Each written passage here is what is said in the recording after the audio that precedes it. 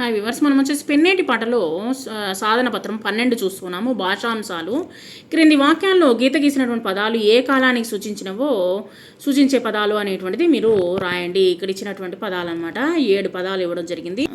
మనకు వచ్చేసి ఇక్కడ గీత గీసినటువంటి పదాలు వచ్చేసి వాక్యాలు వచ్చేసి ఏ కాలానికి చెందినవో మీరు గుర్తించాల్సి ఉంటుంది.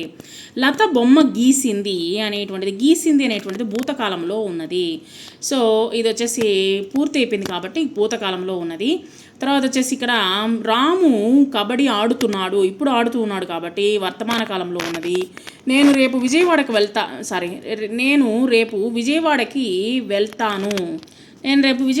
వెళ్తాను అనేటువంటి భవిష్యత్ కాలంలో ఉన్నది. రేపు జరగబోయేటువంటి కాలం కాబట్టి భవిష్యత్ కాలము. గణేష్ కథ చదివాడు అనేటువంటిది భూతకాలంలో ఉన్నది. సిరి కథ చెబుతూ ఉన్నది వర్తమాన కాలంలో, ఇప్పుడు చెబుతూ ఉన్నది కాబట్టి వర్తమాన కాలంలో ఉన్నది. వాళ్ళు అంతా సినిమా చూస్తూ ఉన్నారు, వర్తమాన కాలంలో, ఇప్పుడు జరుగుతుంది కాబట్టి. తర్వాత జింక సింహము బావి నుండి తప్పించుకున్నది.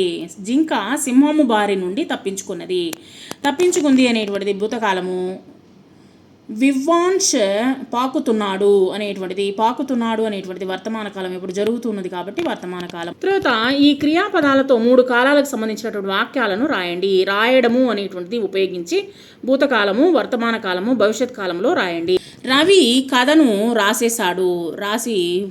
రాయడం అనేటువంటి పూర్తి చేసేసాడు అనమాట భూతకాలము. వర్తమాన కాలం వచ్చేసి రవి కథను రాస్తూ ఉన్నాడు కాబట్టి వర్తమాన కాలము. భవిష్యత్ కాలం వచ్చేసి రవి కథను రేపు రాయబోతాడు కాబట్టి అది భవిష్యత్ కాలంలో ఉన్నది.